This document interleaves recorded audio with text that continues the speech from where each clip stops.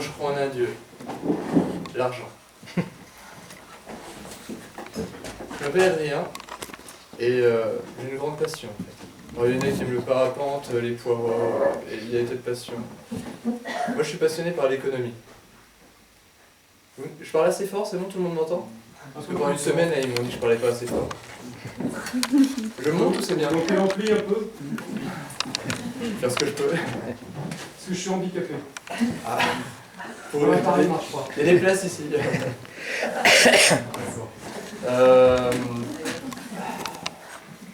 Et donc, comme je suis passionné d'économie, ça fait de moi un capitaliste. Mais pas un capitaliste parce que je le subis puis que le monde fonctionne comme ça. Non. Moi, je crois au capitalisme. Enfin, je veux dire, c'est hyper logique le capitalisme. Hein, pour le progrès humain, on veut plus de richesse, donc de la croissance. Pour permettre la croissance, on permet les profits. Pour permettre les profits, on attire les capitaux. Tout y est, le progrès humain. Alors je pense comme ça, mais il n'y a pas que moi qui pense comme ça. Enfin, autour de moi, tout le monde pense comme ça. Moi j'ai fait une école de commerce, les élèves, les profs, tout le monde pense ça. Et je veux dire, enfin, les experts en économie, c'est nous quoi. C'est une école de commerce. Donc si les experts sont tous d'accord que ça marche, je comprends pas pourquoi... Enfin, comment on peut penser autrement quoi. Alors moi, je suis expert en plein de choses en fait. Parce que j'ai 2 bac plus 5. J'ai fait une école d'ingénieur et puis après j'ai fait une école de commerce. Puis je parle 3 langues couramment. Alors je peux vous faire la conf en allemand si vous voulez. C'est open là. Je suis content que vous disiez pas oui. Et puis j'ai un peu vécu à travers le monde, j'ai vécu en Chine, en Allemagne. Et le monde du travail reconnaît bien que je suis effectivement expert dans ce monde économique. Enfin, c'est-à-dire, aujourd'hui il y a du chômage, c'est bien, mais moi avant même de finir mes études, en fait j'ai été embauché. J'ai signé mon contrat de travail 1 mois avant de finir mes études. Et puis quand j'ai fini mes études et que je devais aller travailler, j'ai appelé mon futur patron, puis je lui ai dit, écoute, on est une grande famille, hein, nous les experts. Et je lui ai dit, écoute, moi j'aimerais bien partir en vacances pendant 4 mois, on peut s'arranger, ou... Il m'a dit, pas de problème, on t'attend, quoi. Enfin, donc effectivement, il m'a attendu 4 mois, puis j'ai commencé à bosser. Puis après, la famille s'est un peu brouillée, alors au bout de 2 mois, je me suis posé la question, est-ce que je devais pas chercher un autre travail, quoi, parce que ça se passait pas super. Et puis, au bout de 15 jours, j'avais retrouvé un nouveau travail. Alors, globalement, je sais que c'est la crise, hein, et enfin, je suis pas un monstre, je sais que j'ai une chance, que beaucoup n'ont pas. Mais bon, globalement, la crise, ce sera pour les autres. Pour moi, ça devrait être essentiellement dans le poste de télévision.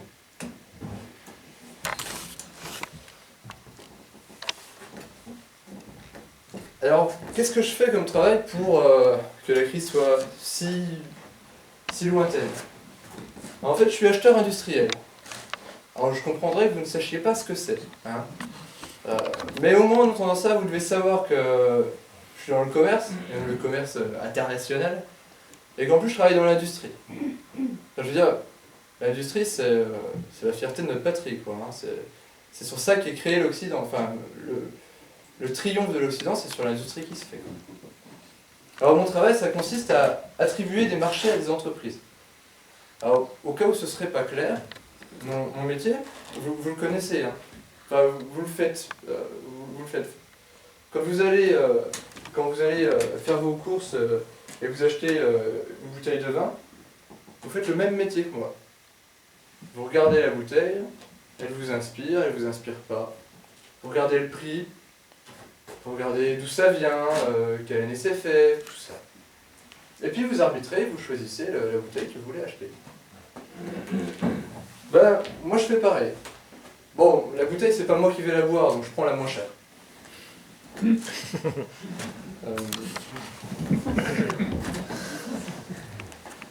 Alors, je travaille dans l'industrie automobile. Moi, ce que j'achète, c'est pas des bouteilles de vin, c'est des boutons de volant. Alors, les boutons de volant, attention, c'est pas les clignotants, là. Ça c'est des commodos. C'est vachement utile quand on conduit. Moi, j'achète des boutons de volant, c'est pour régler le volume de l'autoradio ou décrocher votre téléphone. Vous voyez ce que je veux dire ? Et il y a une deuxième différence entre nous, c'est que moi, quand j'achète des boutons de volant, j'ai un budget annuel de 50 millions d'euros.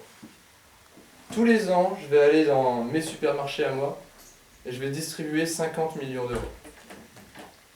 J'aime autant vous dire que la caissière est souriante.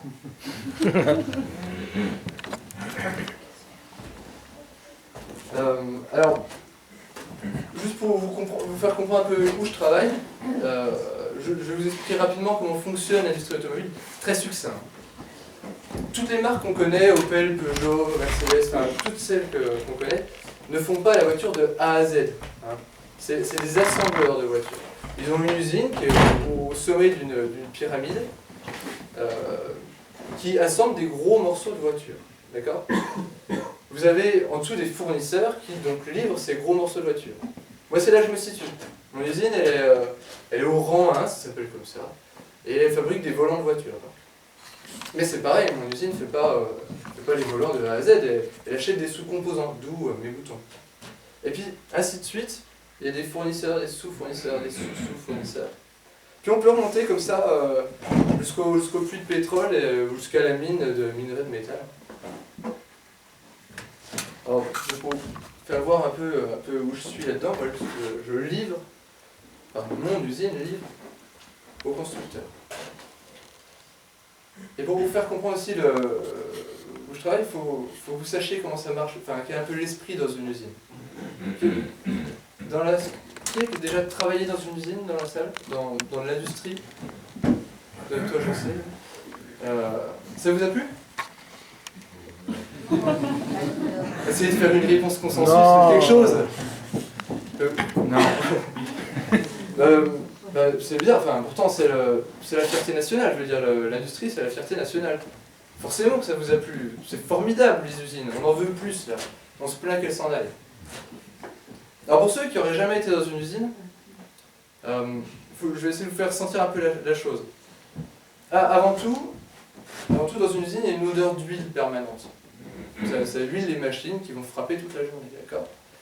Ensuite, vous avez une sorte de musique, faite par les machines qui battent en permanence. Et puis il y a un petit détail, je ne sais pas si vous avez remarqué, mais dans une usine, en fait, on ne peut pas avoir de lumière naturelle. C'est-à-dire que vous ne pouvez pas apercevoir un bout de ciel bleu ou un bout de soleil. Mais c'est pour votre bien. C'est pour que vous ne puissiez pas être ébloui et vous blesser et vous mal faire le travail. Donc pendant 8 heures de temps, vous ne verrez pas de lumière naturelle. Les néons, on fait de très bons néons de nos jours. Et il y a, évidemment, le plus important, c'est le travail qu'on y fait. Alors, je pense que vous savez ce que c'est le travail à la chaîne. C'est-à-dire que votre voiture, il n'y a pas un mec qui a bossé plus de 3 minutes dessus. C'est des séquences de 10 à 20 secondes que des ouvriers font, qu'ils les passent au voisin, le voisin passe le travail fini au voisin, ainsi de suite. Alors pour ceux qui ne l'auraient pas vécu, vraiment, juste faites-le une fois, quoi. Chez vous, vous vous installez dans une pièce en fermant les volets, vous mettez une friteuse à côté pour qu'il y ait une petite odeur. C'est important. Pour le bruit, je sais pas, vous mettez un disque plastique Bertrand en boucle, je sais pas, n'importe quoi. Et vous trouvez une séquence de gestes à faire qui va durer 10 secondes. Je sais pas, vous prenez un livre, vous l'ouvrez, puis vous le fermez, vous le mettez dans votre sac, vous fermez votre sac, vous rouvrez le sac, vous reprenez le livre, vous le rouvrez sur la table. Vous allez le faire, je sais pas, 10 secondes. Et vous faites ça 8 heures de temps. Ça vous donnera une idée de ce qu'on ressent à la fin de sa journée de travail Alors vous l'avez compris, hein, moi ça va, je suis pas à la chaîne. Tout va bien pour moi, j'ai un super travail, je mets des cravates, enfin c'est super. Alors, bon, il y a ça. Ça, c'est 5 bouteilles de vin là. c'est ma consommation hebdomadaire de vin en 2011. Enfin, je dis hebdomadaire, c'est la semaine MEDEF, hein, les 5 jours travaillés seulement. Alors le week-end, ça s'arrange pas, hein. Je veux dire, je fais pas une diète le week-end. Mais bon, finalement, c'est pas vraiment un souci parce que mes amis, bah, ils font pareil.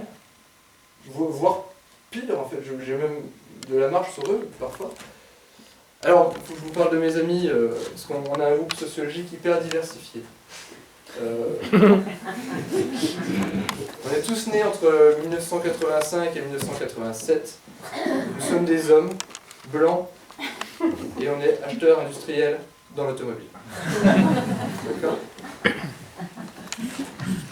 Bon, eux, ils ont des problèmes plus graves que moi. Au bout de 3 ans de travail, il y a 2 de mes amis qui ont fait des burn-out.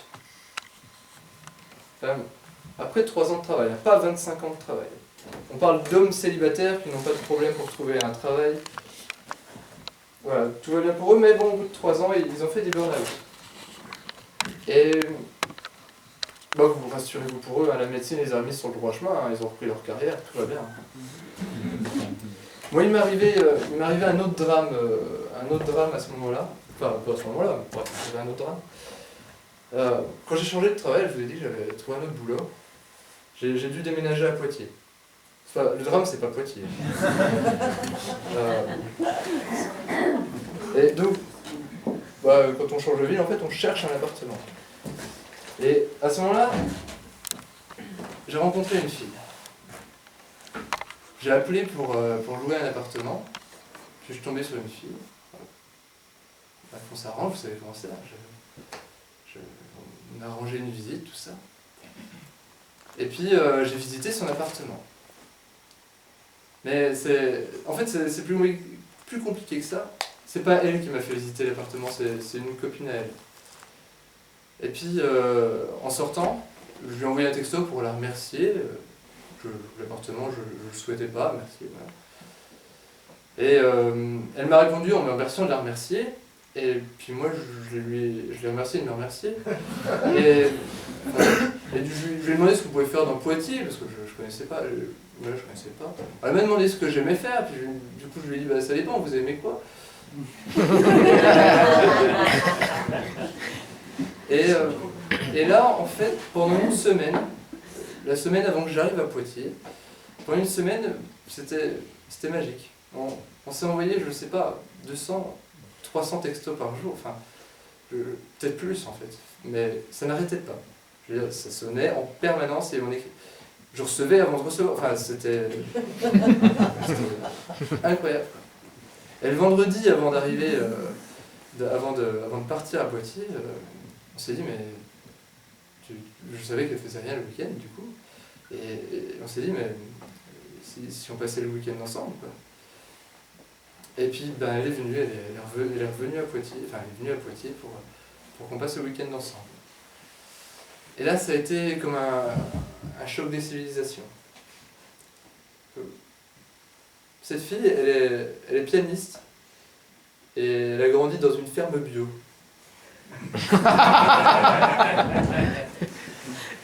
Et donc on s'est rencontrés, une sorte de...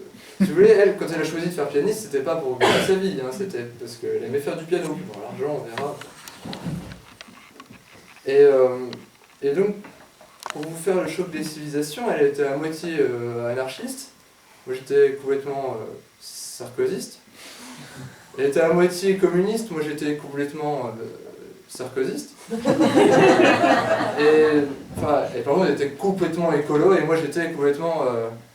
sarkozyste.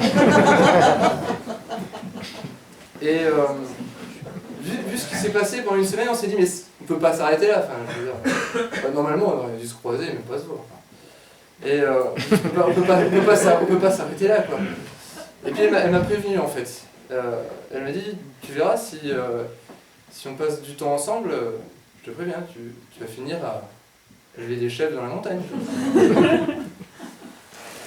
Si vous voulez, moi jusqu'à présent, j'étais plutôt du côté des moutons de l'économie. et je répétais le dogme économique partout, plutôt que du côté des éleveurs de chèvres.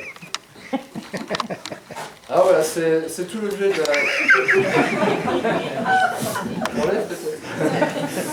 C'est tout l'objet de la conférence.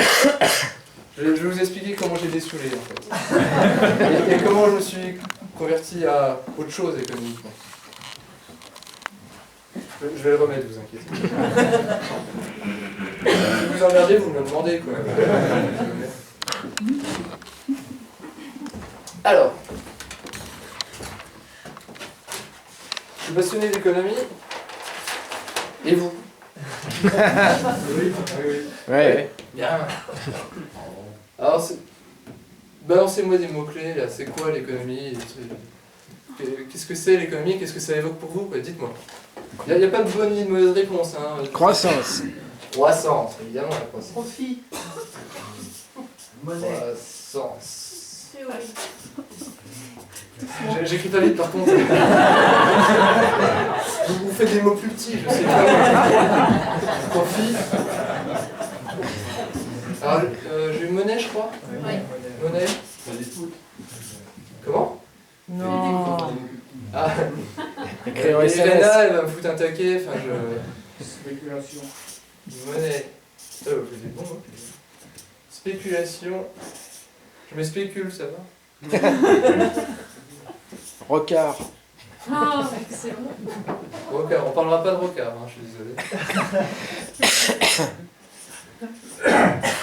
ARD comme Ricard, c'est ça? 2C, je crois. Ouais. 2C. C'est sûr qu'on- Non.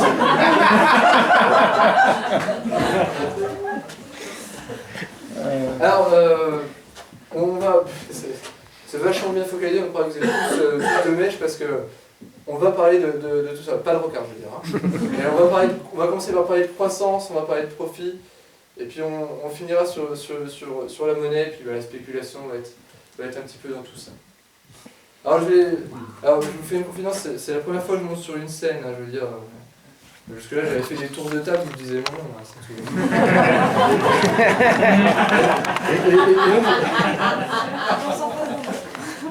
Attendez la fin. Et donc je vais prendre un risque scénique. C'est déjà fait. Je vais faire un deuxième risque scénique.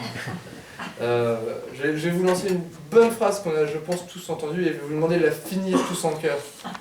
J'espère que ça va marcher. Alors, on le sait tous, l'objectif économique de la France, c'est la croissance. C'est bien les risques. C'est la croissance. Alors, la croissance, qu'est-ce que c'est? La croissance, c'est l'augmentation du PIB, du produit intérieur brut. C'est-à-dire l'augmentation de la production de richesse chaque année. Alors, le fait qu'on se focalise sur la croissance, ça veut dire deux choses. La première, c'est que même si on avait une croissance à zéro, c'est quand même le drame économique absolu, enfin, je pense qu'on nous le dit tous les jours, même si on a une croissance à zéro, ça veut dire qu'on ne produit plus rien. Hein. Ça veut dire qu'on produit juste pas plus que l'an dernier. Alors pour information, la France, l'an dernier, a produit pour 2000 milliards d'euros. Ok ? Ça représente 30 000 euros par habitant. Bébé, vieux, compris, enfin tout le monde. Hein. Pas de croissance, ça veut simplement dire que l'année prochaine, nous n'aurons pas plus de 30 000 euros de richesse par personne. C'est moins grave. Ensuite, la croissance.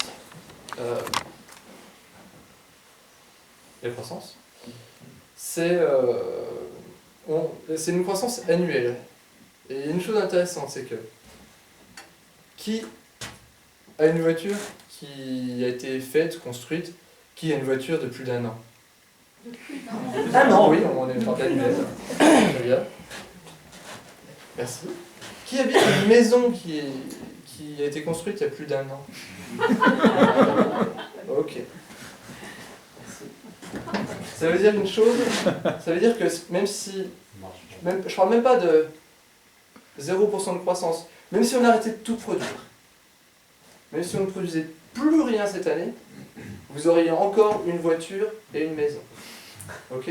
Donc vous n'auriez pas plus de richesse. Vous n'auriez juste pas plus de richesse supplémentaire. Et donc l'objectif de croissance, c'est de non seulement de s'enrichir et s'enrichir, mais s'enrichir encore plus vite. Si vous voulez, c'est comme si vous étiez en voiture et que vous ne vous préoccupiez pas de où vous allez, vous ne vous préoccupez même pas de la vitesse, mais simplement vous voulez aller de plus en plus vite. Vous êtes en voiture et vous voulez seulement toujours accélérer. Et accélérer de plus en plus.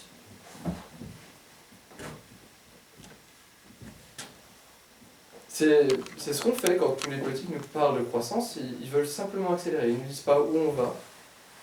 Ils s'en foutent en fait. On veut juste de la croissance, parce que la croissance crée de l'activité, et l'activité réduit le chômage. Et en fait, on fait ça pour l'économie, mais en fait au boulot c'est pareil. Je pense qu'il n'y a pas que moi qui ai dû avoir droit à ça. Au boulot, il y a des évaluations annuelles. En fait, moi, dans mon entreprise, l'évaluation annuelle, on appelait ça... on nous appelait ça plan de développement personnel. Je veux dire, c'est sympa. Mon entreprise s'intéresse à mon épanouissement. Voilà. Et donc, pendant ces évaluations, ces plans de développement personnel, jamais, en fait, on se demande si le boulot est... si le boulot est satisfaisant. On se demande simplement comment on pourrait encore mieux faire l'an prochain. C'est-à-dire, on va discuter avec mon chef. Alors, je vais dire un peu de mal de mon chef ce soir, mais je l'aime bien. On a une très bonne relation. Mais bref, quand je disais à mon chef, mais le travail, ça t'a plu, le travail? Oui, enfin, c'est pas l'objet de la discussion. Comment on va faire pour que tu sois encore meilleur l'an prochain? C'est juste ça le but. Et si vous voulez, si j'osais dire, moi je ne dois pas être meilleur, c'est bon, ça roule, non, le salaire laisse, je m'en fous. Mais en fait, si je faisais ça, je ne conviendrais plus à la politique d'excellence de l'entreprise. Si une entreprise dit, c'est bon, ça peut pas aller, donc il faut forcément que tous les employés soient dans la même dynamique. Alors les évaluations annuelles, ça a aussi un autre objectif, c'est un test de soumission en fait. Parce que nous, dans notre entreprise, et je pense vraiment que c'est pas la seule, quand c'est le moment où l'entretien, on va se faire évaluer par notre chef, pour être un peu d'égal à égal, je vais aussi évaluer mon chef. Bon, il faut bien commencer par quelqu'un. Alors je donne d'abord mon avis sur lui, et ensuite lui donnera son avis sur moi. Et bien, il faut bien commencer. Et puis, mon chef était d'une sincérité touchante, parce qu'il me dit, bon, tu vois, on est vachement libre, tu dis vraiment ce que tu veux, et de toute façon, ce papier, il n'y a que toi et moi qui allons le lire. Hein. Bon. Il faut bien le ranger quelque part, donc on va le mettre dans le bureau du DRH. C'est... aucun rapport. Et si vous voulez, en fait, la vie d'un jeune cadre dynamique, c'est ponctué de plusieurs tests de soumission, comme ça. Où on vérifie que vous n'allez pas être critique contre le processus qu'on vous propose. Moi, quand j'ai fait mon école d'ingénieur, à la fin de la première année, on fait un stage ouvrier. Et donc j'ai passé 6 semaines épanouissantes à... J'étais devant un tapis roulant qui arrivait. Et je prenais 2 pièces plastiques et je les mettais comme ça. Et je remplissais un plateau de 8, je poussais le plateau, je faisais un autre plateau. Je faisais ça toute la journée.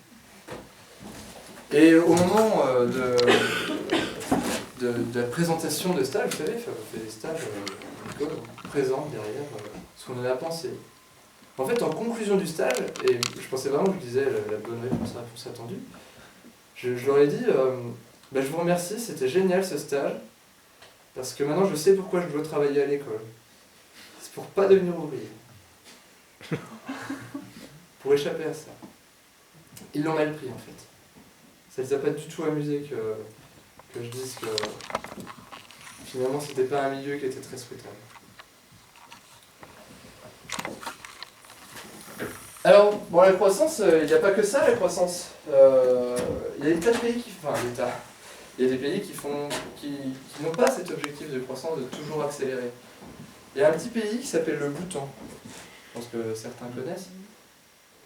Le Bhoutan, l'objectif du Bhoutan, c'est le bonheur national brut.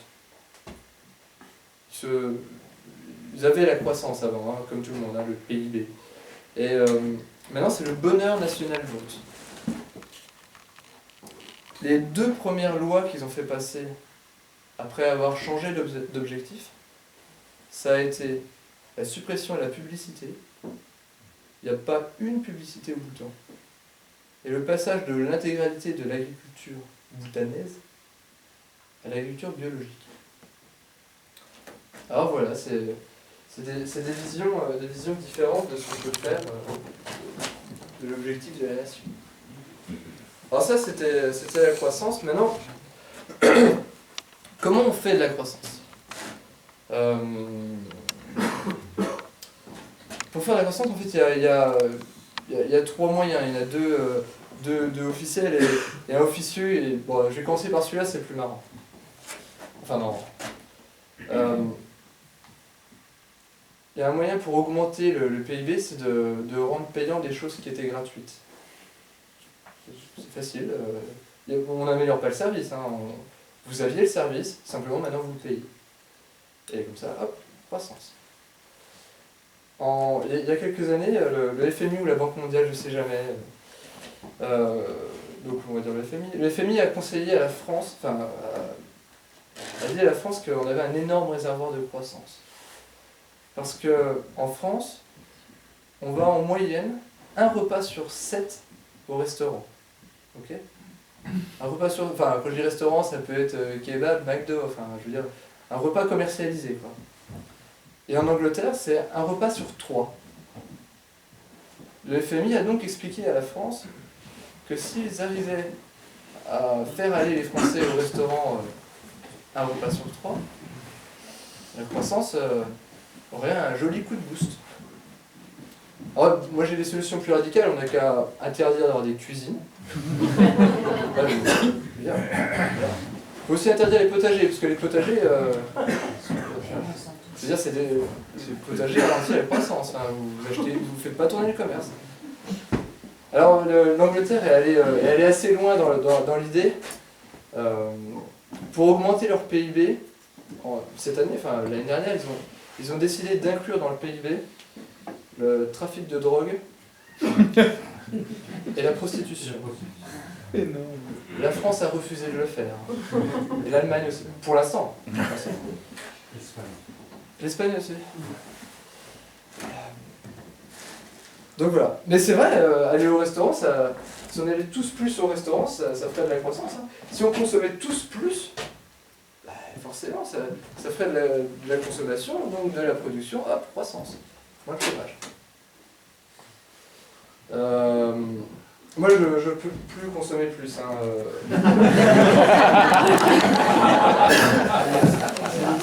Si je consomme plus, je vais très rapidement arrêter définitivement de consommer. Et puis, de toute façon, je sais pas, si on veut la croissance, c'est parce que c'est la crise, non ? C'est parce qu'il y a du chômage, parce que la crise, c'est qu'on n'a plus rien à mettre dans notre gamelle. Donc bon, si c'est la crise, on ne peut pas consommer plus. Je veux dire, ça tombe sous le sens. Alors je me suis intéressé à ça, de savoir si on pouvait consommer plus.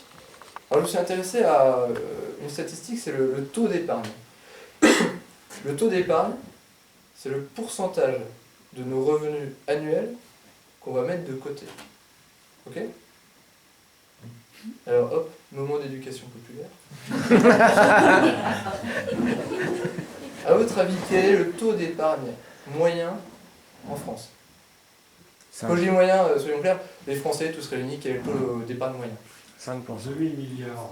Alors j'aurais besoin d'un pourcentage de revenus. Ah ouais, sur l'ensemble des Français, c'est 2000 milliards. Plus de 2000 milliards. 2000 milliards, c'est le PIB en fait. Non, mais l'épargne également. Je crois que c'est deux fois le PIB, non? C'est pas ça? Plus que ça. Alors, oui, effectivement, l'épargne cumulée, ouais, c'est vrai, c'est 2 fois le PIB. L'épargne cumulée, c'est 4000 milliards. L'épargne cumulée financière, c'est-à-dire sous forme quasi monétaire. En fait, c'est pas exactement la question, c'est dans les revenus que vous avez tous les ans, 5. quel est le pourcentage de revenus que vous allez mettre de côté? 10%. Personnellement, 0. On y reviendra. Alors, C'est moins 30. 200%. c'est pas 200. Alors, le pourcentage d'épargne moyen en France, c'est 16%. 16%. Moyennement, tous ensemble, on met 16% de ce qu'on gagne de côté. Alors, je vous rassure, La Bretagne est comme en France. je vous rassure, on n'épargne pas tous pareil. C'est-à-dire que les 25% les plus pauvres des Français, c'est-à-dire ceux qui gagnent moins de 800 €, ils épargnent moins 5%. Ça veut dire qu'ils dépensent 5% de plus que ce qu'ils gagnent. D'accord? Et les 25% les plus riches des Français, c'est-à-dire en fait 2200 € par mois, ils épargnent en moyenne 20... Voulez-vous signaler? Donc les 25% les plus riches des Français épargnent 25% de leurs revenus. D'accord? Alors après, j'ai lu une thèse d'un futur économiste, et l'économiste faisait une analyse de ce phénomène. Et il disait que, en fait, si les plus riches épargnent plus, c'est parce qu'ils sont plus pessimistes. Et que donc, ils craignent l'avenir. Donc, ils mettent de côté le plan. Ok ? C'est pour ça. Et que les plus pauvres... les plus pauvres, eux, phénomène opposé, quoi. S'ils dépensent plus, c'est parce qu'ils sont sûrs que ça va être mieux. Je sais pas s'il a le diplôme.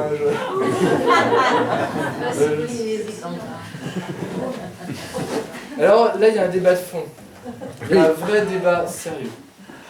Il y a un débat sur le rôle de l'épargne. Vous avez l'hypothèse actuelle, la théorie dominante maintenant, ceux qui étaient là il y a 2 jours le savent, c'est le néoclassique. Okay. Selon le néoclassique, l'épargne n'a aucun impact sur l'économie.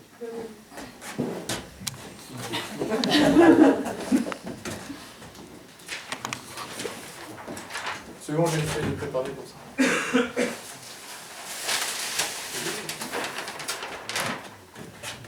Regardez pas ça, c'est pas tout de suite. Alors, ça se défend.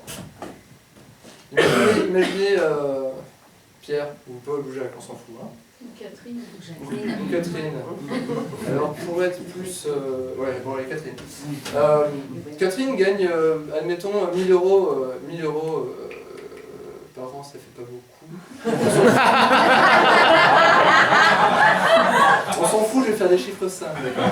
Catherine gagne 1000 € par an. Okay, donc première année, elle gagne 1000 €. Mais lui 10 000 quand même, merde. Bon, 10 000, ça sera C'est pas de l'économie sociale. Catherine gagne 10 000 € la première année. Elle est en contre-aide.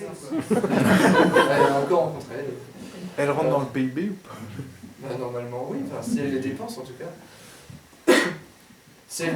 Donc voilà, elle gagne 10 000 €. Si elle les dépense intégralement, qu'elle ne fait pas d'épargne, elle va donc dépenser 10 000 € et donc permettre 10 000 € de création de richesse, de PIB. Ok ? Si l'année prochaine elle gagne encore 10 000 €,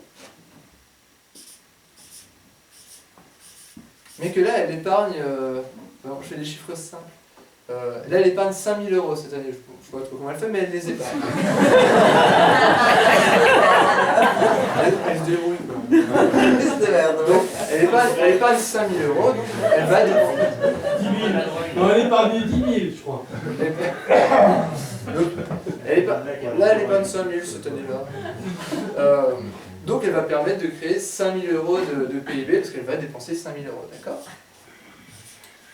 Mais l'année prochaine, bah, elle gagne encore 10 000. Mais elle avait épargné 5 000, donc elle a 15 000. Et donc, elle va pouvoir dépenser 15 000 cette année. Résultat des courses, c'est un 5. Résultat des courses, elle dépense 15 000. Moyenne sur les 3 ans, 10 000. Finalement, son épargne, c'est juste de la dépense qui a été un peu reportée, quoi. Puis je veux dire, enfin, dans une économie, on est quand même nombreux, quoi. C'est reporté, tout le monde reporte un peu, ça se lisse. L'épargne n'a aucun impact. Alors il y a d'autres théories là-dessus. Il y a des gens qui pensent que l'épargne, ça paralyse l'économie. Et alors pour ça, on va faire un petit jeu. Je vais avoir besoin de 3 candidats. Alors il n'y a pas de torture, c'est assez simple, vous inquiétez pas. Il va se falloir 3 personnes qui viennent jouer avec moi. Vraiment, je vais avoir besoin de 3 métiers. Il va y avoir un boulanger, un maçon et puis un médecin. Et alors, si vous voulez bien, j'aurais besoin d'un boulanger. Est-ce que quelqu'un veut bien venir faire le boulanger avec moi sur la scène? S'il vous plaît, c'est gentil.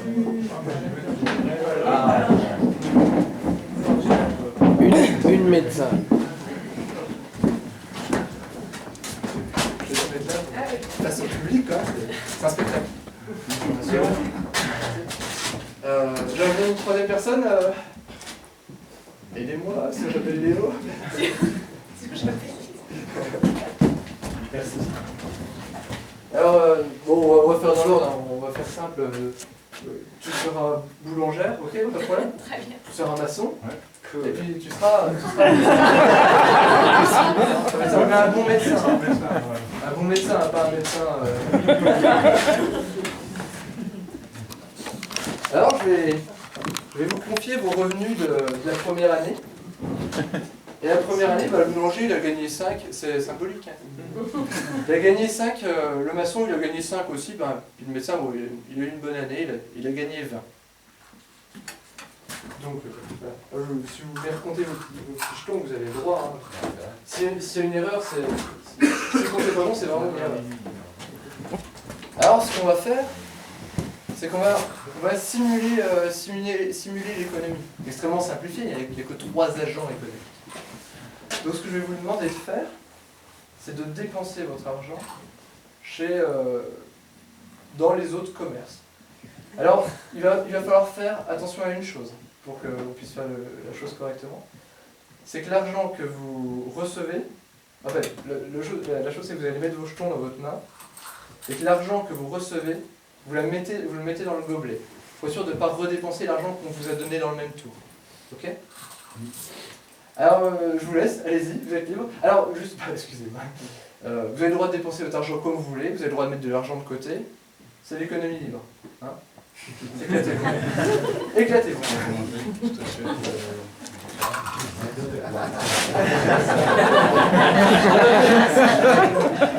Là, ça vire pas quand je voulais, là. Ça va vachement bien, parce que chacun votre tour de vos dépenses et puis que.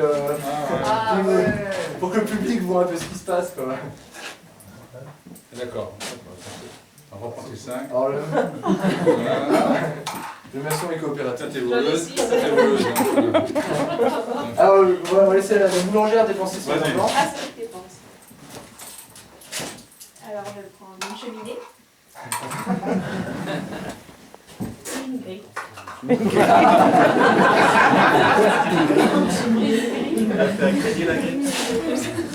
vais prendre un logo au rhum. La boulangère, elle fait pas de gomme. Bien sûr. Boulanger pâtissière. Un petit sida. Ça coûte cher, hein. Maintenant, c'est au tour du médecin de dépenser sa fortune. Ah, il met de côté. Il épargne à mort là. Il commence à mettre de côté. Oh la vache. Alors là, on vient de vivre une année économique. Donc, je suis le fisc en fait, et je vais leur demander à chacun combien ils ont gagné, combien ils ont mis de côté. On va voir ce que c'est. Parce que la boulangère peut me dire combien elle a gagné cette année. Pas mal. Beaucoup. Oui, mais combien? 6, 9. 9. Très très très bien. Est-ce que tu as mis des sous de côté? Est-ce que tu as fait de l'épargne? Tu avais mis 2 de côté au début. 10, Le boulanger, maçon 10, et j'ai mis 1 d'épargne. Ça m'étonne pas. J'ai gagné 3 et j'ai mis 4 d'épargne. Je sais pas si c'est un bon médecin. Mais sa réputation se construit en fait, ça va bien. Donc globalement cette année on a eu un PIB, on était à 30 donc première année, pardon. On était à 30. Et puis là, cette année donc, on a eu un PIB de 22, hein, d'accord. Alors, pour que ça se passe bien, vous avez tous vidé donc, votre gobelet dans votre petite main, c'est vos nouvel argent disponible pour cette nouvelle année. Il y a une erreur. Il y a une erreur? Il n'y a pas le bon compte? Il manque un pion quelque part. Il manque un pion? Ouais, parce qu'il y a le médecin. 7 en épargne. Encore un médecin qui Non, blague. la fraude des fiscs. Dès qu'il y a des copains du fils. capitaliste. Bon, il manque un pion, ça va pas C'est un tout. gentil. Ça va pas tout déranger la liste. Ça va Un maçon dégoudin, on a eu. Ça reproduit la réalité. donc maintenant, on va faire une... Oui, c'est vrai. Donc maintenant, on va faire une deuxième année. Vous connaissez les règles. Vous mettez les sous, vous gagnez, enfin, qu'on vous donne dans le petit gobelet. Puis, bah, allez-y, on est reparti. La boulangère va nous dépenser ses sous. Ah bah oui, forcément, là...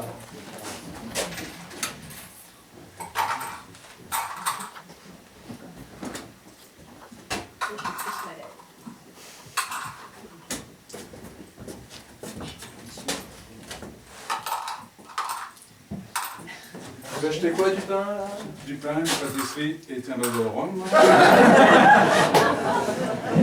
Et moi, ça va mieux, t'as très rapide. Autour du médecin.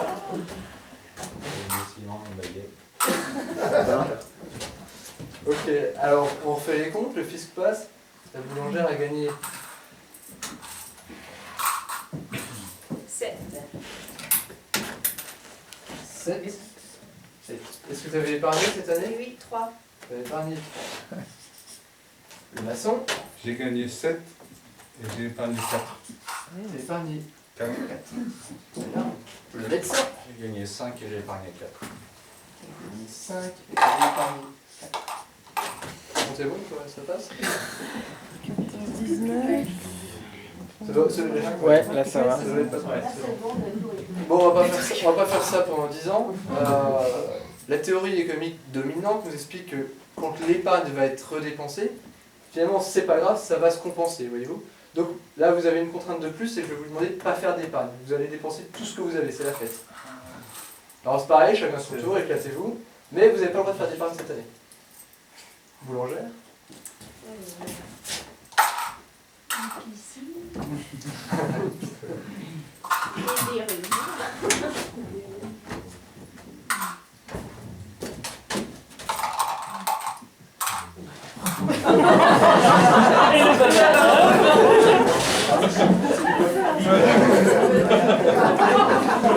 Ça fait marcher le petit commerce. Ok, super. Pareil, tour de fisc, la boulangère, elle a gagné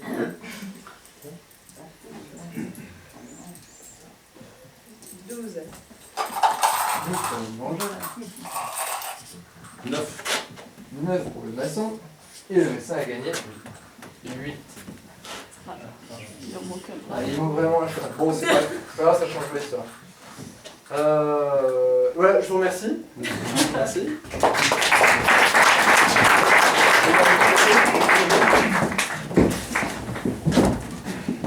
Alors, on va finir de remplir le tableau correctement. Donc ça, c'était évidemment la 4e année. Donc, l'année où on a encore fait de l'épargne, on on a eu un PIB national de 19. 19. Merci. Et la dernière année, on a eu un PIB de 29. 29.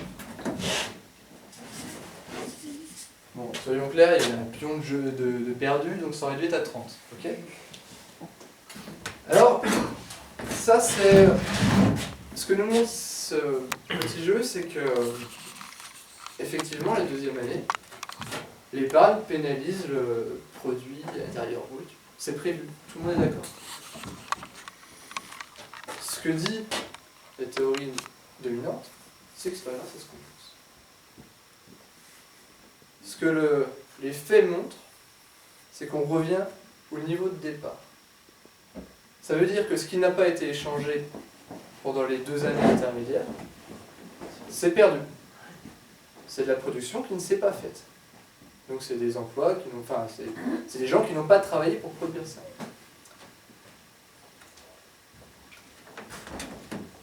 Alors, il faut se demander qui ça favorise, qu'on ne s'intéresse pas trop à l'épargne. Comme c'est plutôt les riches qui font de l'épargne, c'est plutôt eux qui sont favorisés par cette idée.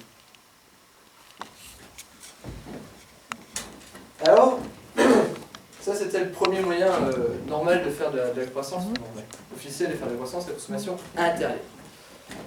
Le deuxième moyen, on entend tous parler, c'est les exportations. Vous connaissez tous les exportations. C'est vendre à l'extérieur du pays ce qu'on produit dans le pays. Politiquement, c'est génial, hein, parce que dans les exportations, il y a un petit côté fierté nationale. Les gens de l'extérieur s'arrachent parce que la nation est capable de produire. Alors, globalement, pour que les gens s'arrachent ce qu'on produit, il faut le produire moins cher. Ok ? Et c'est là que l'ingénieur intervient. L'ingénieur, il va faire de la productivité. Vous savez ce que c'est la productivité ? Aller plus vite. Aller plus vite ? Plus vite, moins cher. Produire plus. Globalement, c'est ça. Alors, globalement, la productivité, c'est produire pareil, mais avec moins de personnes. Ok ? Du coup, c'est moins cher. Et là, la fille que j'ai rencontrée, elle m'a dit, donc là, tu es en train de m'expliquer qu'on va produire pareil avec moins de personnes, donc on va virer des gens. Ouais, c'est ça. Donc pour résoudre le chômage, tu vires des gens. Oui. C'est plus compliqué que ça, mon amour. Alors.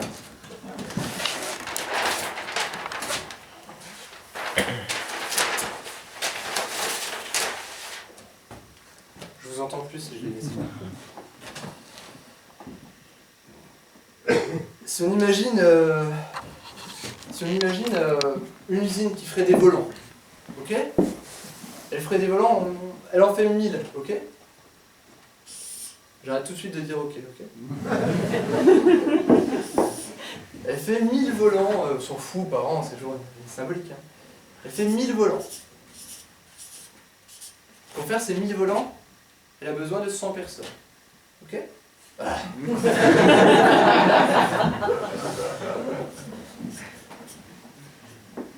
Elle a besoin de 100 personnes.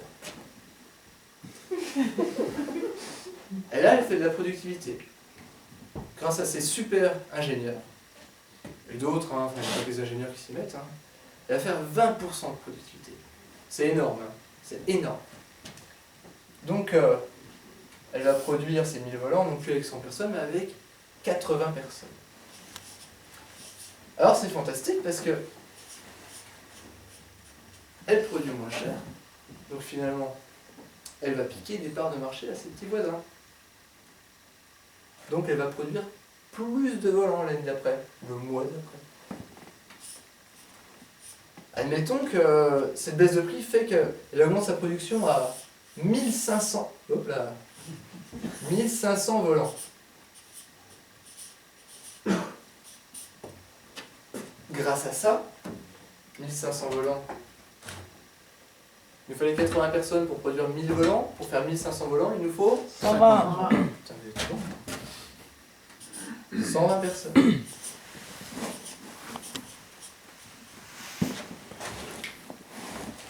T'as compris?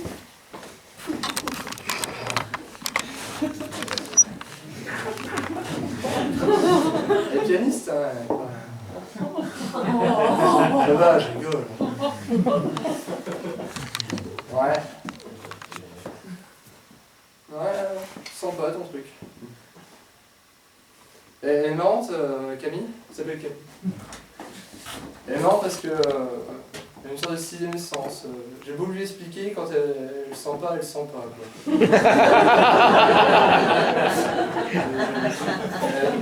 Pendant des mois, je lui ai expliqué ça. Hein. 1080, tata, sans en embaucher 20 personnes. Ouais, mais je te crois pas. Et les concurrents, il leur arrive quoi au fait Ah, les concurrents. Alors les concurrents, alors, vous savez combien il y a d'entreprises qui font des volants dans le monde? Non. 3. 100. Il y en a 3. Le règne de la concurrence. On va simplifier à 2 parce que ça va être chiant. Imaginons que les deux concurrents, par le plus grand des hasards, soient compétitifs de la même manière et donc aient exactement la même taille de marché. C'est une pure hypothèse. Hein.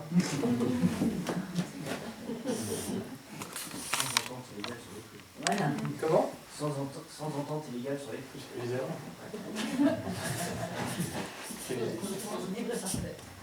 Voilà. On y revient sur ça. Donc, bah, si on a le même marché, qu'on est compétitif pareil, lui aussi il avait 100 personnes. Et bah, du coup, moi je lui ai piqué des parts de marché.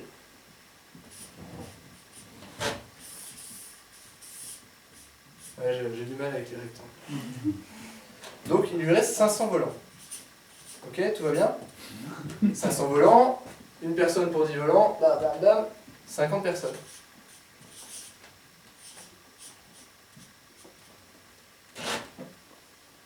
Et donc, grâce à nos gains de productivité, on vient de perdre 30 emplois. Alors, ça peut se défendre. Hein. Il suffit d'espérer que lui, il soit en France et que lui, il soit ailleurs.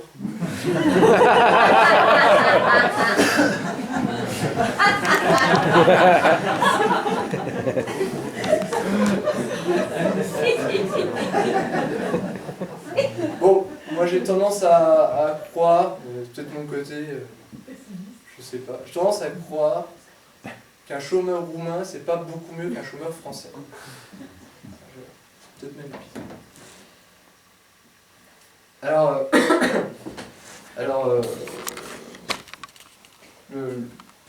la doctrine, enfin la théorie dominante, ça s'arrête pas là. Hein. Vous avez une explication pour vous expliquer que la productivité, ça va quand même être bénéfique. L'explication, c'est que Les 2 volants par bagnole. c'est quand même 2 volants. Non, l'explication, c'est que si vous produisez moins cher, si les objets sont moins chers, alors on va en vendre plus. Ok? Ça se défend, hein.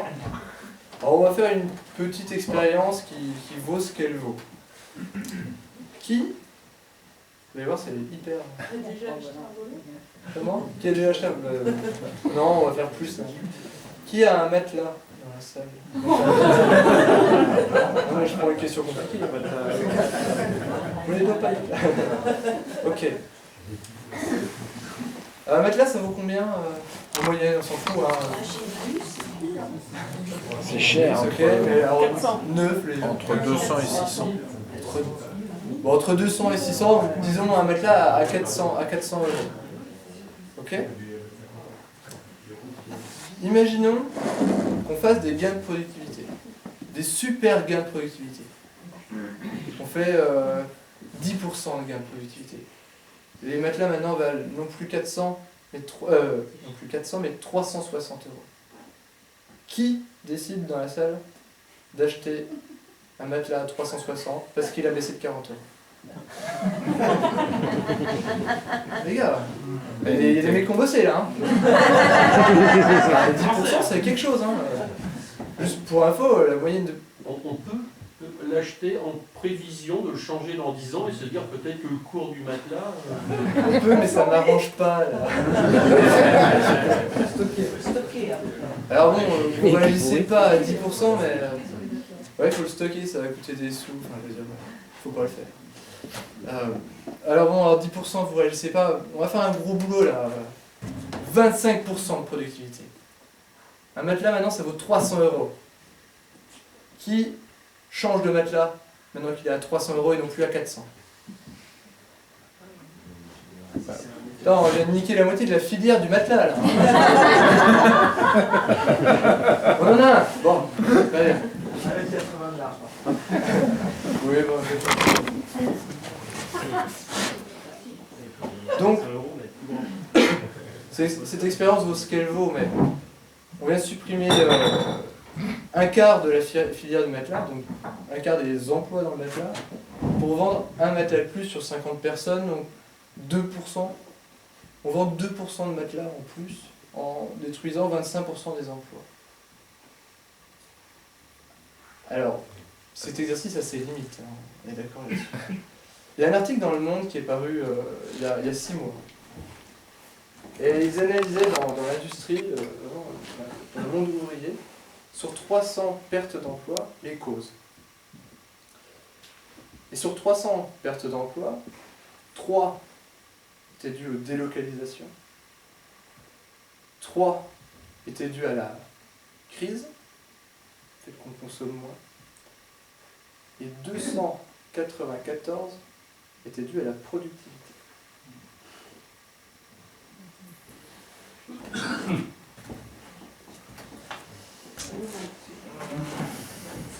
C'est bon.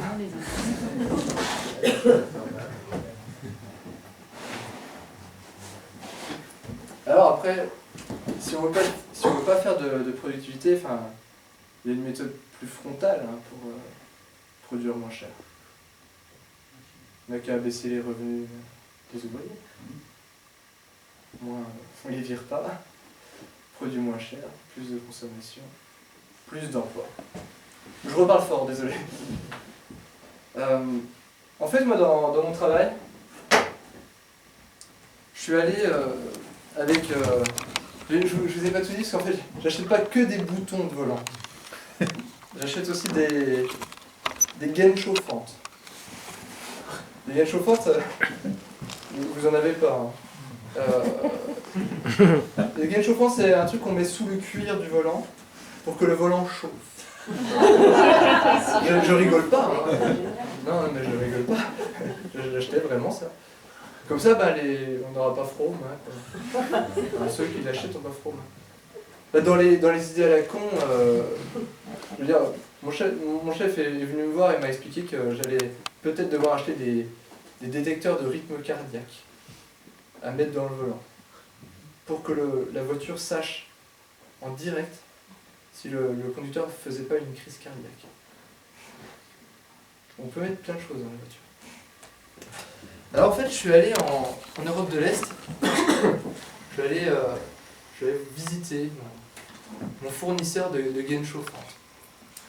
Et on a fait 10 heures de voiture ensemble. C'était long. Très long. Parce que parler de gaines chauffantes pendant 10 heures, faut que j'aille y aller. On a fait le tour vite. Et donc, en fait, si vous voulez, on s'était retrouvé à l'usine de ce fournisseur en Hongrie pour aller visiter la deuxième usine de ce fournisseur en Ukraine. Et il y a quelques années, 5 ans avant la visite, ce fournisseur faisait l'ensemble de sa production en Hongrie. D'accord ?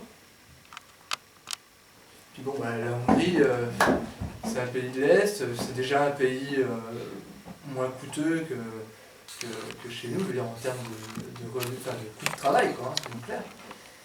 En Hongrie, c'est le revenu moyen, c'est 433 €. Hein. Moyen. Et ils n'ont pas les enfin ils n'ont pas le droit du travail que nous avons nous. Et je lui dis, mais donc je ne comprends pas, vous faites tout en Hongrie, ça se passait. Enfin, pourquoi vous avez créé soudainement, venu de rien, une usine en Ukraine? Et il m'a expliqué que son premier client, son plus gros client, Bosch. En fait, ce client, c'est rigolo parce qu'il a une grosse politique de social washing. En fait, il vous explique que c'est une gentille boîte, parce qu'en fait, ça appartient pas à des capitaux privés, c'est une fondation. Et il finance des écoles en Allemagne et des hôpitaux en Allemagne. Mais ils ont demandé à mon fournisseur, enfin, ils sont allés voir mon fournisseur, et ils lui ont expliqué que, alors certes, ils étaient compétitifs, et que la Hongrie, c'était un pays pas cher. Mais qu'il y avait un souci. C'est que bientôt, la Hongrie serait plus compétitive. Alors s'ils voulaient garder les contrats avec ces entreprises, il fallait réagir tout de suite.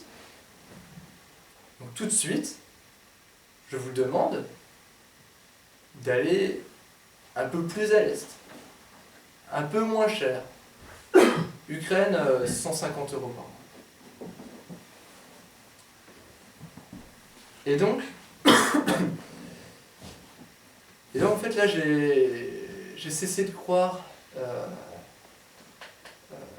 J'essaie de croire à quoi? Non. Parce que ça devenait démocratique. Comment? C'est parce que ça devenait démocratique. Non, pas tout de suite.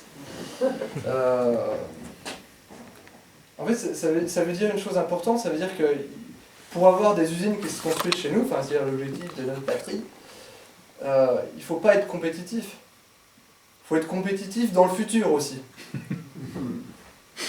Donc déjà, pour être compétitif maintenant, ça veut dire qu'on passe 30% de la population, c'est la population ouvrière en France. On la passe non plus de, en gros, 1500 € avec les différentes cotisations et tout ça. On la passe à 400 €, d'accord? Et là, on est compétitif aujourd'hui, seulement.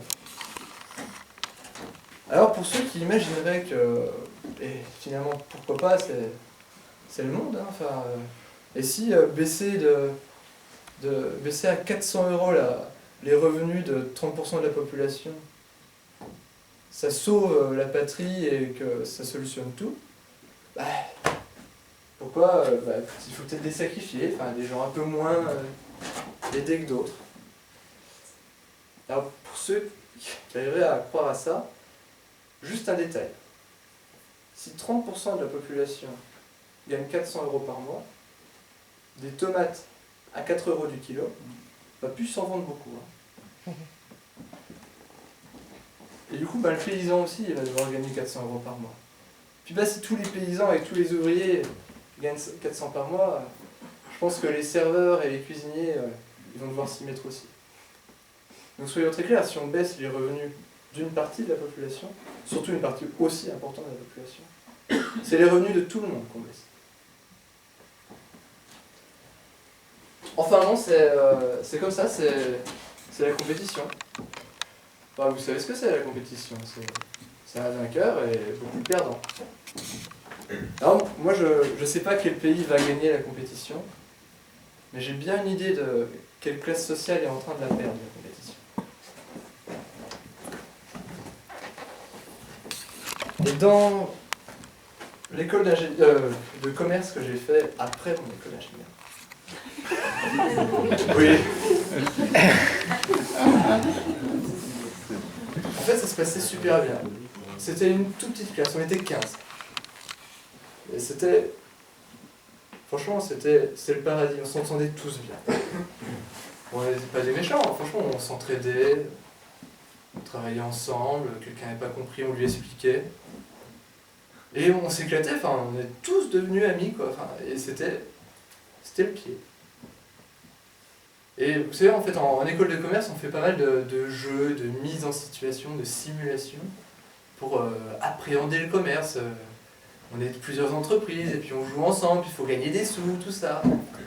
Puis, comme on s'entendait tous bien, on s'arrangeait pour que personne soit trop dans la merde, quoi. chacun gagnait un peu sa croûte. Bon, il y avait plus, moins, mais on se débrouillait pour que personne soit éliminé au début du jeu, quoi, et qui regarde les autres jouer, quoi. Et en fait, après un jeu comme ça, le directeur de l'école est venu nous voir et nous a expliqué que ça se passait trop bien dans notre classe. Qu'il n'y avait pas assez de compétition. Qu'on était des gentils et que ça allait pas. Et qu'il allait se démerder pour remettre un peu de compétition là-dedans. C'est vrai. Le lendemain matin, il est venu et avant on commence les cours habituels, il nous a fait un discours. Et il nous a expliqué que 90% des ingénieurs et des gens qui sont dans l'industrie, c'était des mous. C'est des gens qui n'iraient pas bien loin. C'était des gens de consensus, d'entente, qui s'arrangeaient. Et que les vrais, que ceux qui faisaient avancer les choses, et que ceux qui faisaient carrière, les 10% qui restent, ça c'est des mecs qui imposent ce qu'ils veulent, qui ont une conviction et qui l'imposent aux autres. Ça a marché. Ça a marché. Les 2 derniers mois, on s'est tous tiré la bourre. Enfin, pas tous, hein. Il y a eu des résistances. Mais à partir du moment où il y en a 2-3 qui veulent faire la bataille parce qu'ils veulent pas être des mous, bah, du coup, tout le monde se frite. Ça a marché. Mais c'est ça le monde, c'est la compétition. Alors, je ne l'avais pas interprété comme ça tout de suite. Hein. Alors avec le recul, c'est ça qui s'est passé. Et quand j'ai compris ça, en fait, j'aimais pas mon travail. Je me baladais en Roumanie, en Pologne, trop cool. Mais j'aimais pas ça, enfin, je veux dire, c'est trop chiant. J'ai acheté des boutons de volant et des gaines chauffantes. J'aimais pas ça. J'aimais pas ça, mais j'avais une fierté. Je me disais, je sers à quelque chose, on m'a formé, et puis je sers à la patrie, le sol industriel. Puis quand j'ai réfléchi à ça, j'ai cessé d'être fier de ce que je faisais. Enfin, j'ai cessé de penser que je servais à quelque chose pour la collectivité, quoi.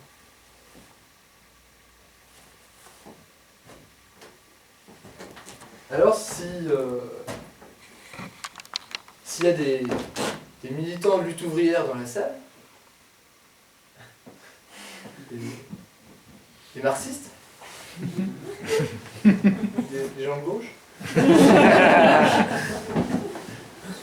vous pourriez me dire, oui, d'accord, les revenus, il ne faut pas les baisser, on est bien d'accord.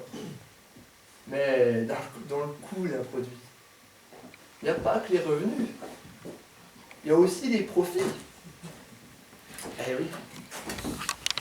En fait, dans mon travail, on a un outil qu'on adore, enfin un document. Ça s'appelle une décomposition des prix.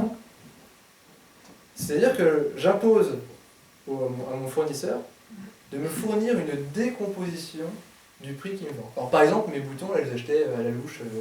Je dis à la louche parce que sinon je vous divulgue des infos. J'achetais à la louche 10 €, quoi. Et il me donnait un document où je savais, en gros, 2 centimes par 2 centimes, de quoi était composé ce prix de 10 €. Et donc évidemment, mon travail, c'était de me servir de ça pour lui expliquer que c'était trop cher. Ah, bah oui. Et alors, en gros, il y a 3 parties dans ce document essentiel. C'est les matières premières, hein, pas que le coût du travail, c'est les matières premières, enfin le coût des matières premières, le coût du travail de mon petit gaillard, et les profits. Alors on commence par une chose, les matières premières. Le coût des matières premières. Ça n'existe pas. Hein? Personne ne met des billets dans le sol pour remercier la Terre de mettre du pétrole, ok? Il n'y a pas de coût de matières premières. En 2008, quand les matières premières se sont effondrées, c'est pas Dieu qui a fait une ristourne. Hein. Ça ne marche pas comme ça. Le coût des matières premières, c'est le coût des gens qui travaillent avant. Ça n'existe pas le coût de matière première. C'est gratuit les choses, enfin, c'est disponible.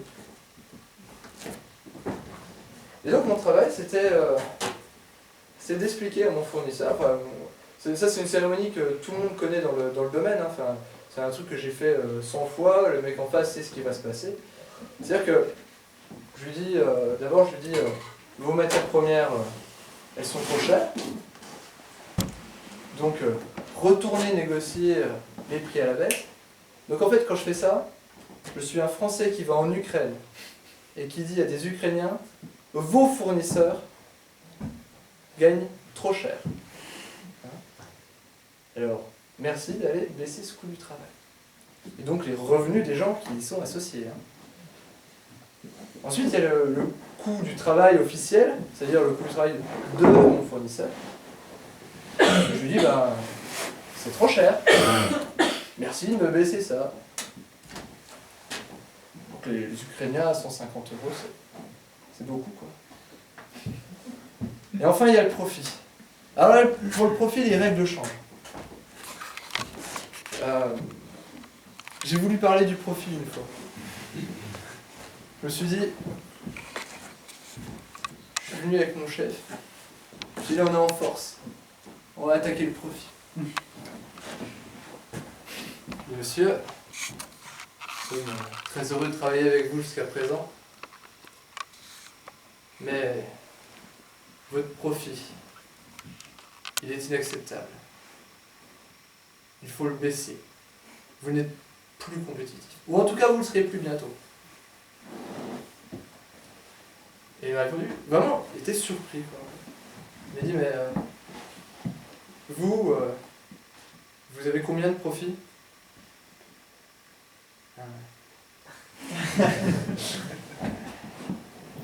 J'ai dit, je m'en fous, pas la question. Moi, je suis votre client, il n'y a aucune raison que vous gagniez la même chose que moi. Je vous demande de baisser votre profit. Et là, mon chef m'a donné un coup de coude et m'a dit, rien. C'est bon, hein, il faut que tout le monde gagne sa vie, quoi. Donc voilà, on touche pas au profit. On touche aux autres, pas au profit. Mais il y a une bonne raison pour ça. Il y a une très bonne raison. L'économie l'a expliqué. En fait, le profit... Ah vraiment, je le mets là parce que je ne t'entends pas. Il faut bien permettre le profit. Enfin, c'est bien parce qu'il y a du profit que des gens investissent. Ça, c'est la théorie de la main invisible. Enfin, je veux dire, on se base là-dessus depuis 2 siècles, 2 siècles et demi. C'est qu'en permettant l'intérêt particulier se mobilise et crée de la richesse, permet de créer de la richesse, à tel point que le collectif en profite. Ok ? Et là, Camille, elle m'a dit, t'es en train de m'expliquer, en fait, t'es en train de me dire que les égoïstes, ils sont généreux. Que finalement, c'est avec des valeurs égoïstes que on va on va bénéficier à tous. Ça tient pas debout ton truc. Ça tient pas debout. Alors, c'est très conceptuel, a priori, effectivement, on favorise l'intérêt particulier, ça doit favoriser le collectif. Enfin, je vais vous le faire, je ne vous le refais pas. Alors, a priori, ouais, ok. Alors par contre, moi, il y a un truc dont je suis sûr, c'est que le profit, ça crée de la misère. C'est conditionné par la misère. Alors là, je vais vous demander de vous concentrer un petit peu. Concentrer un petit peu. Alors, on s'entend tout de suite. J'entends par profit, je n'entends pas par profit ce qui est réinvesti pour faire tourner une autre usine. J'entends par profit ce qui est craché en dividendes. Globalement, tout ce qui va sortir et aller dans la sphère spéculative. Ok ? Tout ce qui va aller alimenter les marchés boursiers et permettre à des gens d'avoir plus d'argent pour investir cet argent, pour que cet argent crée de l'argent. D'accord? Je ne parle pas des gens qui ont gagné un petit peu d'argent et qui le réinvestissent. Imaginons que un ouvrier produise ça de richesse. Ok? Produit une quantité de richesse. Il faut lui prélever un profit. C'est normal, il y a un mec qui a investi pour payer un outil de travail à un ouvrier. Donc il y a une partie de cette richesse, quand elle va être vendue, où l'argent va partir dans la sphère spéculative. Ok? Arrête de dire ok, c'est possible. Le reste, revenant à l'ouvrier, je les dessine toujours pareil les ouvriers, hein, faut pas... Revenant à l'ouvrier, tout va bien. L'ouvrier était particulièrement efficace, donc finalement l'argent qu'on lui laisse est amplement suffisant pour qu'il vive. Très bien. Alors bon, il va dépenser son argent, donc d'autres auront créé la richesse que lui va acheter. Donc d'autres auront créé exactement la quantité de richesse que l'argent que lui avait reçu. Alors ces autres, ils ont eu aussi besoin d'investissement. Donc on va également prélever un profit.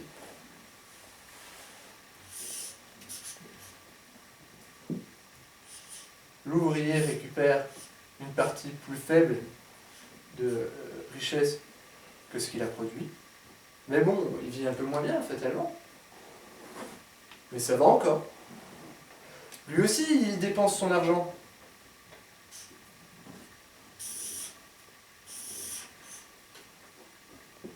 Il dépense son argent chez des gens qui ont produit et à qui on a prélevé un profit. Et donc celui-là, encore un petit peu moins.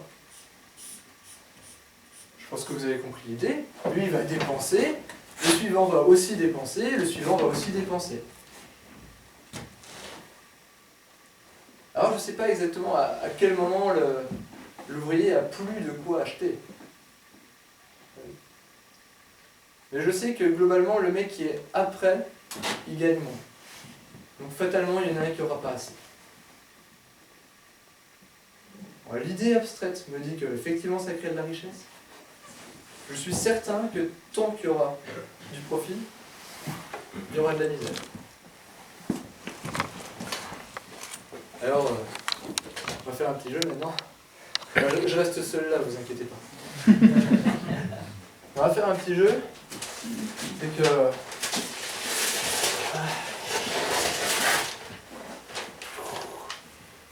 La carte du monde.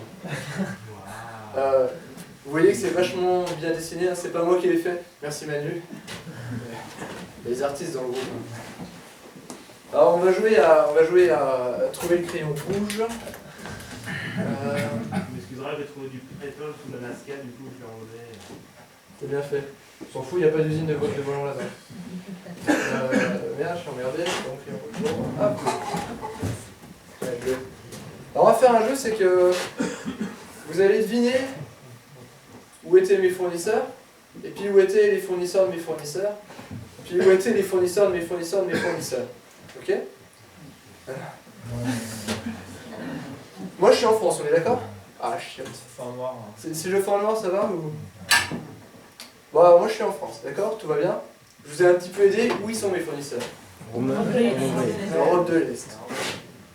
Ukraine, Hongrie, Roumanie, Pologne, enfin la zone là, d'accord? Où sont leurs fournisseurs? En Inde. Chine, Inde, les deux. Essentiellement Chine dans le domaine où j'existe. Ok? Alors, Chine, soyons larges. Hein. Chine, Thaïlande, Indonésie, enfin. Où sont les fournisseurs? Afrique. Bangladesh. Afrique. Brésil, enfin Chili.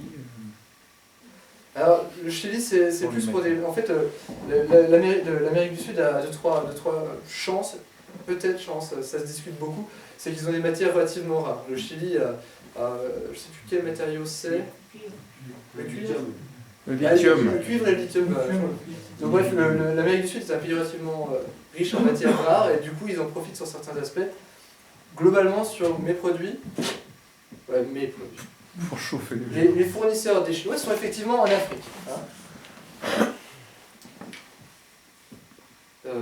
France 1500, Europe de l'Est 200 à 400 euros par mois, Chine 150. selon les zones 50, 70, ça dépend des zones. Afrique, on compte plus en euros. C'est affreux. Je vous ai pas tout dit parce que je vais pas en mettre trop. Je suis acheteur monde.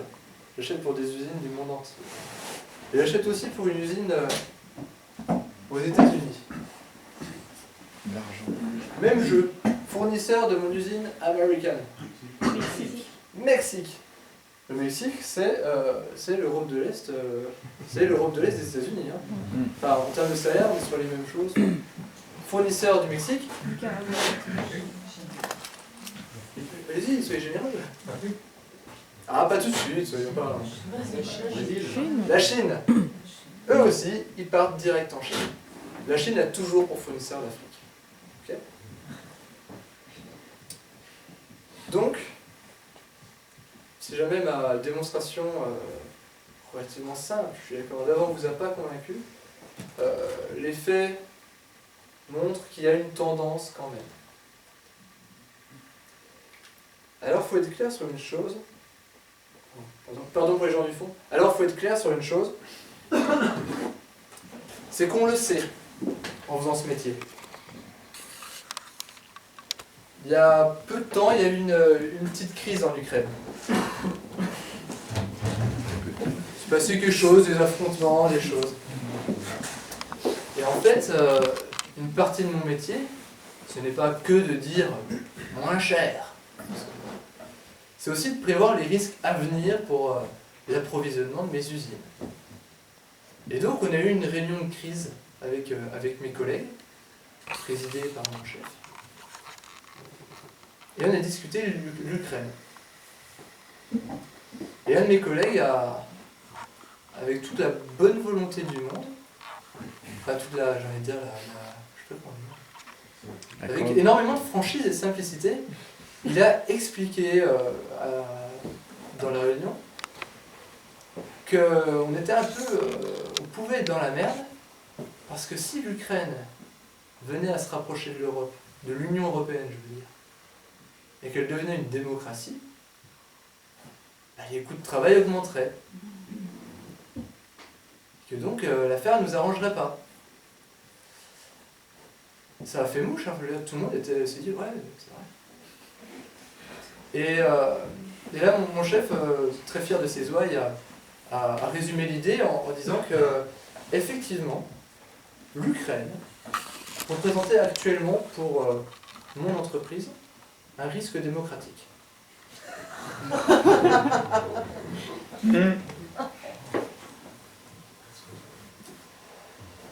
Là, c'était plus possible. En fait, au début, j'ai cru que c'était une blague. et je leur ai dit, ouais, mais... Bah non, je croyais qu'on déconnait, quoi. C'est par téléphone, on voit pas les visages, vous savez. Et je leur ai dit, oui, parce que les réunions dans ce monde-là se font par téléphone, hein, on ne voit pas trop d'humains. Je leur ai dit, ouais, mais si on est en démocratie, les gens, ils vont avoir l'aspiration. Ouais, ils vont aspirer à être plus riches, ils vont aspirer à avoir plus de richesse et donc ils vont être plus productifs. Donc finalement, la démocratie va augmenter leur productivité. L'un dans l'autre, on s'y retrouve. Et mon chef m'a dit, non, Adrien, ça ne compensera jamais. C'est sûr que non, t'es utopiste, ça ne compensera jamais. Donc là, j'ai compris que, en fait, mon travail, non seulement il était pas neutre, mais il était même, mon travail, c'était de nuire au peuple dans le monde qui aspire à être libre.